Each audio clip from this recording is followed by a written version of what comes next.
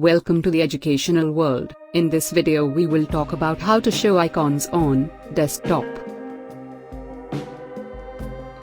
First of all, right-click on anywhere in the screen, then go to Personalize. Then click on the Themes option, scroll down to find Desktop Icon Settings.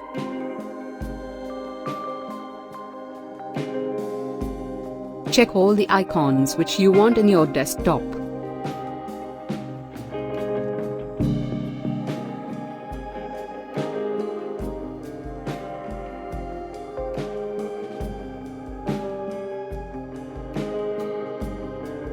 Click on Apply, and OK to continue.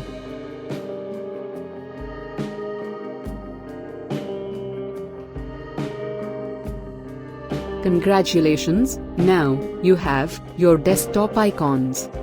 Now, like this video and subscribe to our channel, and if you have any query, feel free to ask us in the comment section. Thanks.